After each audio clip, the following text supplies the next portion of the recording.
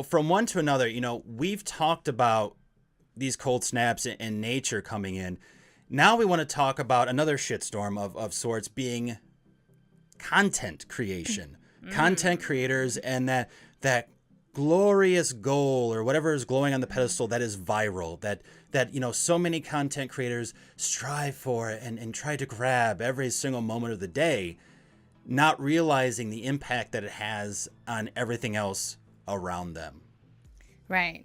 Get me my next high. Exactly right. It's like a drug, right? Like, we are so conditioned for that kind of high, that shock value, and it gets our attention. And I make this joke in a sense, but it's so true, is that whenever we get pulled into something and we can't take our eyes off of it, I always say, well, it's like a car crash, right? Like, you shouldn't look at it, you shouldn't watch, but you can't help but watch because your brain is trying to figure out what in the hell is actually going on. How did we get to this point here?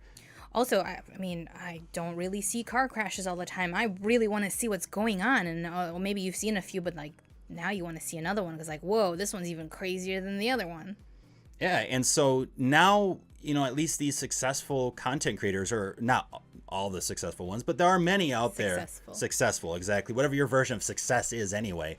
But for many of these content creators, they understand that process and go, okay, how can I make as many car crashes as possible and capture it on film or in photo and then share it so I can get the likes and I can get the retweets or the reshares or the comments. And, again, I want more and more and more attention. If I'm not... And it's interesting because as much as the audience gets a high off of experiencing these constant bombardments of shocking footage or information, that content creator is also on that same kind of high, going, oh, well, I got 3,000 views on this video, and well, I didn't get anything but 2,000 views on this video. So, okay, I need to figure out what I can do so I can get even higher and get 4,000 and 5,000 and 6,000. And then at this point, you're focusing on numbers and you're not focusing on the content at hand. And I know we got a lot of content creators in chat, so please feel free to speak up and throw in your 2 cents as well, or some questions that you have overall, because we'd love to hear them.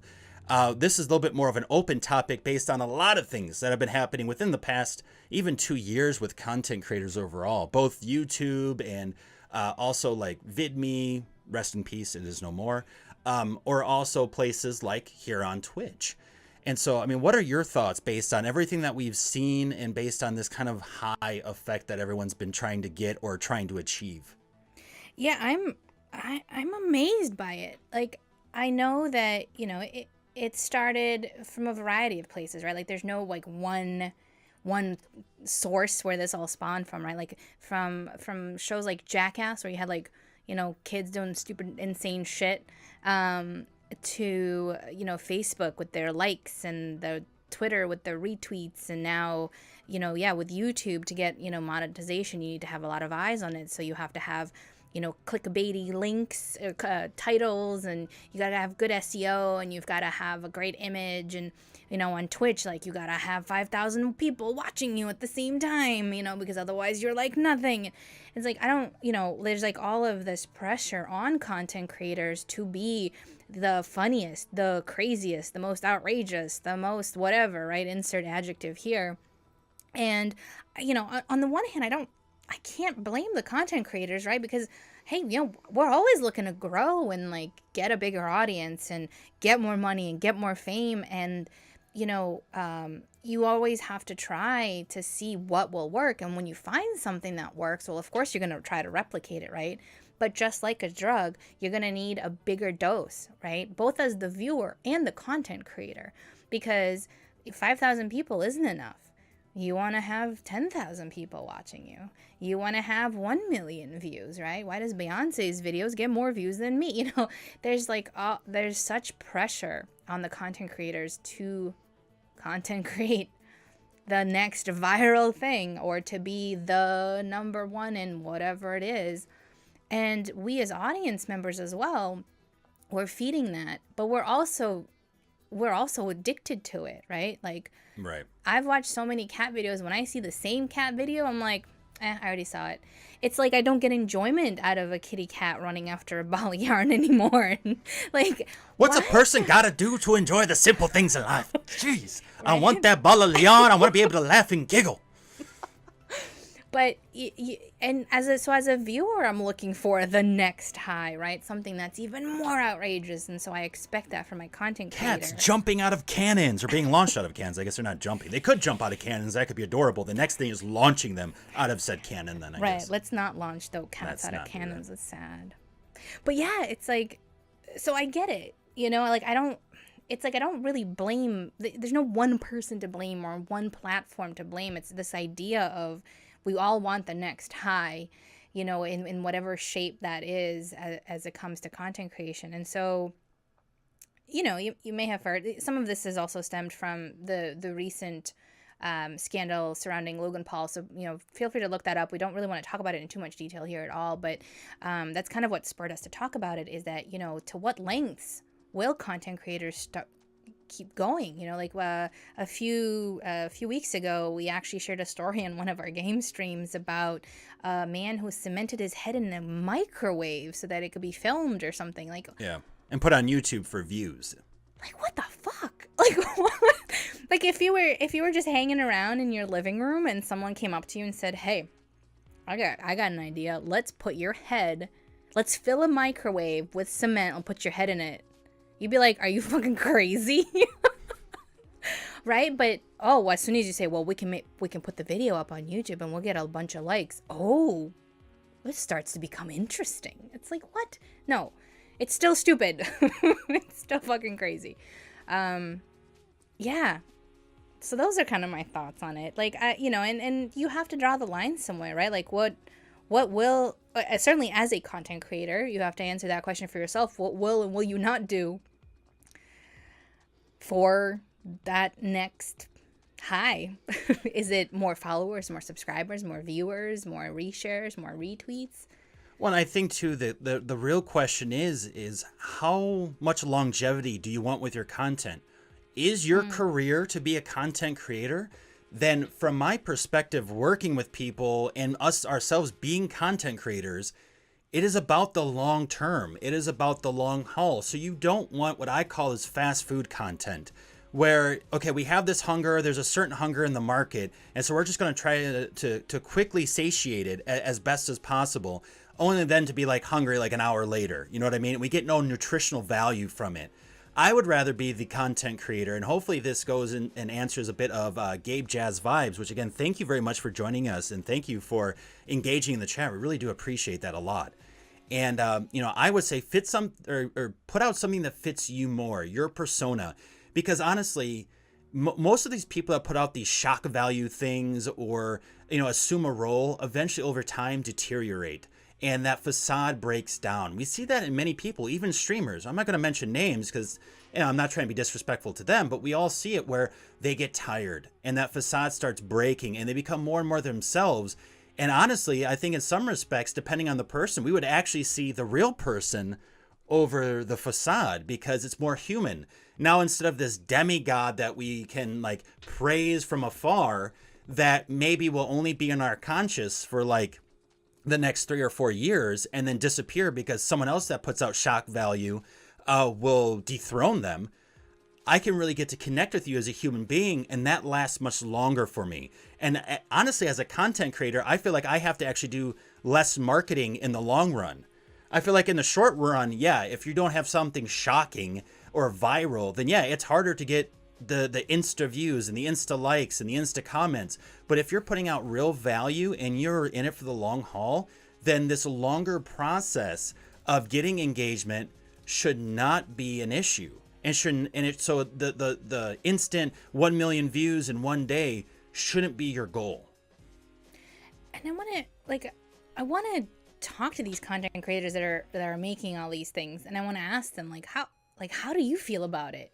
Like, do they even truly understand? You know, like, these people put out their apology videos and blah, blah, blah. But do they mean it? Or did somebody just, you know, did their lawyer say, hey, listen, you got to do this, right? Like, I want to know what's going on through their head. Because I know like 99% guaranteed that when they were first making those videos or whatever that content was, they were thinking about that next high. Mm-hmm. That they thought this would be great. My followers are gonna love it. I'm gonna get more views. It's gonna be reshared. Like that's what they were thinking, because they weren't thinking clearly. But then afterwards, like, how do you feel? Like, once you've edited that video, you put it up, or I guess if you're live streaming, you don't really have much of an edit there, but or a censor or a filter. But what are they thinking afterwards? Like, why do they continue to do it?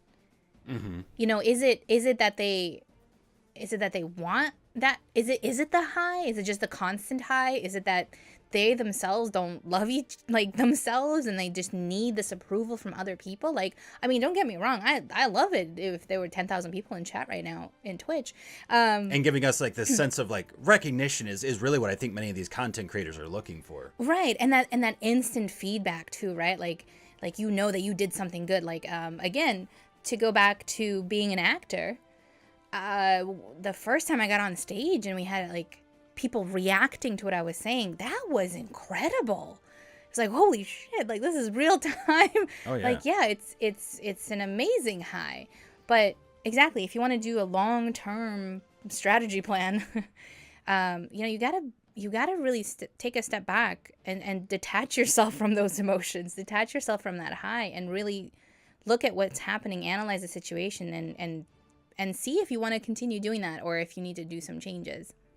Oh yeah, and going off of that theater aspect or that actor aspect, I want to elaborate a little bit more with that too, because content creators, if you are in front of the screen, or I should say in front of the camera, or if you are behind the mic recording your voice, you're performing.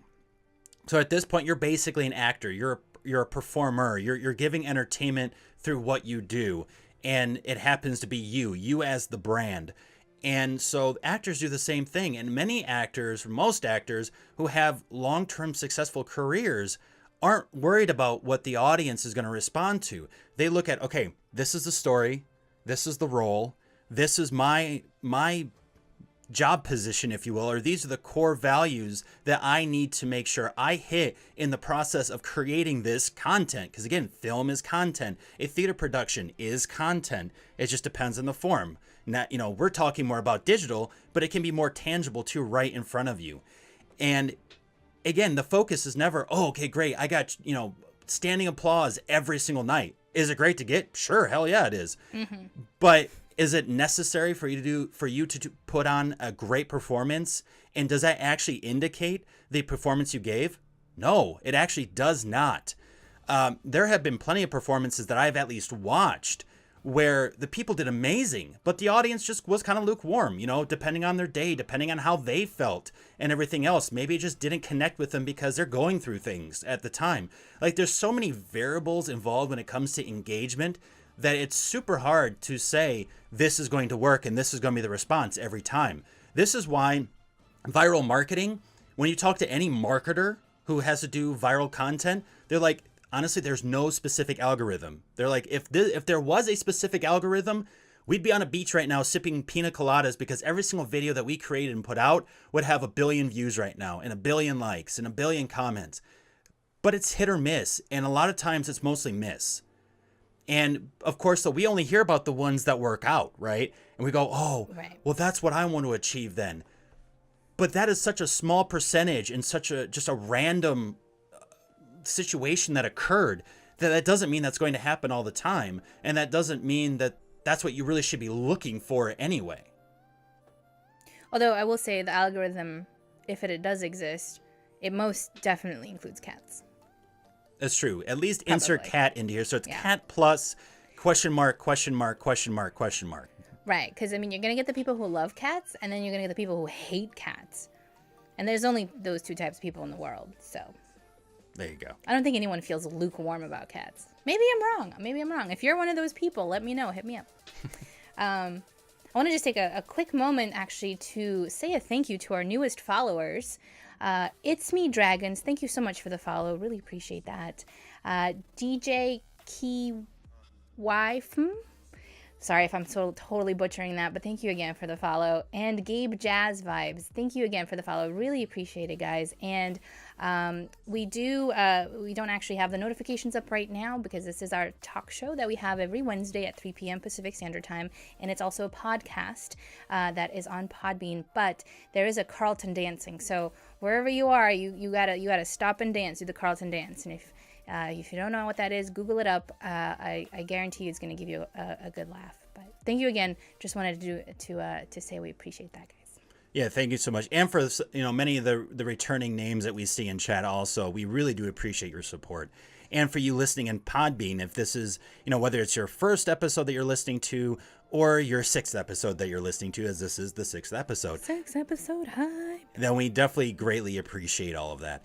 And, I think for us too, when it comes to content, we do want to leave an impact on people who are watching or who are listening. We do want to help, and we do want to put out new and different perspectives and at least get you thinking a lot more. We're not in a way trying to be adversarial against maybe already held beliefs. What we're trying to do is let you know, hey, these are perspectives that are out here, or these are facts that are out here. And it's important to know them. And what you do with them is on you, right? The ball is in your court at that point in time. We can't do anything to change that. Only you can. And I think with our content, we try to do the same, is share that perspective, share that voice, or entertain in a way that we feel best represents us. Because I think in many respects now, the content is so much based on the person making it. It used to not be that way. It used to be the content itself. I mean, this goes even beyond digital media. This goes into, for instance, like sideshows that used to travel around in like the 1700s and 1800s and early 1900s. We'd hear about this half monkey, half fish that came out of the waters and it washed up on shore, and we found it and brought it to your small town in Ohio. And, what they did was they just sewed 2 pieces of different animals together and then put it in a case so that way no one will touch it and really look at it. And they got a bunch of people coming, right? And it sold like crazy. But again, the more people that saw it, the more desensitized many became, and the more quizzical many became. So many industries and businesses and people started learning that you can't just rely on the content itself. There's no real worth in it overall. And that what you're going to have to do is sell the person creating said content. How do they represent themselves? How do they represent the content? How do they represent their audience? Do they actually understand their audience? And are they speaking with them rather than at them? And I think many of these content creators that are out here that try to put out this viral shock value content are just speaking at their people and hoping for the best, really than speaking with them and going, hey, you're an impressionable 13-year-old child. Maybe I shouldn't be putting out this type of video if this is my market and these are the people I want to connect with. Or maybe you're, 35 or 45 and I'm trying to connect with you based on this other content. Then I got to keep that in mind. And I got to, it's my responsibility as a content creator, honestly, to get my shit together and figure that out. Get your shit together. I like that. And I have to say my cat comment spurred some interesting chat. So definitely using that as a title for the tweet that I'm going to promote this podcast with. Just to get a lot of people to listen to it. Yeah, I'm loving the chat in here, and thank you so very much for all of your engagement. It really means the world, so thank you. But yeah, I think it's about, what kind of legacy are you leaving behind in your content? Because there is so much content, and this is the other thing people forget, is there are so many other channels people can be on Twitch. There are so many other channels on YouTube that you could be on, or so many other podcast channels or platforms that you could be listening to right now. So how can I, as a content creator, be the one that you want to return to? And again, if you rely only on that one emotion, which is that shock value or that insta high, you're stuck with that, and you've got to keep that up. And for the most part, it's typically impossible. And you see many content creators, if they did get some traction, they pack it up and give up. They go, you know what? Like, I can't do this anymore. I can't sustain this level of energy anymore. So it just wasn't for me. But again, it's hard when people then try to detour and take another path that they do feel is more set in their ways once they already have that huge audience built up, because people are going, well, what is this? Like, were you lying to us the whole time? Like, this isn't you, or at least I didn't think it was you. I've been supporting someone that isn't really them this whole time. And like, I've just been being sold to. And then this veil of human connectiveness disappears. And we learn that we were just a dollar amount in the end. And that goes, for all content creators, like we mentioned, even the ones that maybe you don't necessarily think of as content creators because they're not, just on YouTube to make videos for you. But if you look at singers or actors, for example, Katy Perry, what was it, like about a year or so ago, kind of came out and said, you know what, I'm not Katy Perry, I'm Katherine Hudson. Like, that's the real me isn't Katy Perry. That's just a persona that I made to sell songs, right? And she kind of came out and sort of had that, this isn't really me. I want to do a switch. And I'm sure that, her some of her fans obviously, stuck by her and said, yeah, like, we love you, you the person, whether it's Katy Perry or Katherine Hudson. Like, there's something about you that we did love. But then there's some fans who are like, oh, okay, hold on, but I'm here for Katy Perry. I'm not here for this woman with the short hair. What's going on? And that can be tough too as a content creator, right? Especially if you maybe start something and you change. Miley Cyrus, another, kind of great example of somebody who sort of underwent a drastic shift from, Hannah Montana to herself. And some people, did you build a following where that survived something like that?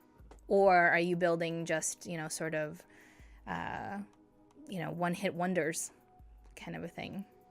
Yeah, and I think, too, that it's all about determination as a content creator. Like, you have to move forward and you have to face rejection. You have to face a lot of issues that come in your way, a lot of obstacles. But that's the part of it. And to tell you the truth, we look at how many people have succeeded, right? As I mentioned before, but we never look at how many people have actually, if you will, quote unquote, failed or just realized this isn't for me and they stopped. Or they only, reached tier 2 as opposed to tier 1 of success. Exactly. And so you can push your way forward and you can outlast. If your content doesn't grab on right away and you're not looking to sell your soul for $1 because, hey, yeah, sure, I can make $1 million right now and then blow it all because I don't know how to really take in that sort of money and manage it correctly, and because all my other videos aren't catching on like I was hoping to, so now I've got to make $1 million last for the rest of my life, however long that may be. Hopefully it's long. That's an issue there. So instead, looking at the long term, looking at that longevity factor and how can I really engage people over time. And that's what a lot of even businesses look at. They look at longevity. Most companies are not going, hey, as a large company, we're only looking to be around for about a year. And then we're going to say, peace out, I'm good. That doesn't happen. And so you as a content creator, you're a business as well. And so you need to be able to move forward as a business going, I'm in it for the long haul. And I'm in it for my audience and also for myself, because I am the product now. I am the brand, not a monkey attached to a fish, not a three-eyed toad with a limp, whatever it may be that you're trying to sell. Again, it's not about the product anymore, because you have become the product as the content creator. Because if you're showing yourself in some form or fashion, or a representation of you is in that content, that represents you. You become that brand or that item that people basically pay money for or invest their time in, which is becoming the most or the largest investment that anyone can give, even beyond money, is time. Because we have so much stuff bombarding us every single day that we have to do. Our lives have become much more complex, even though we have more tools to supposedly make it easier. These tools actually make it more complex.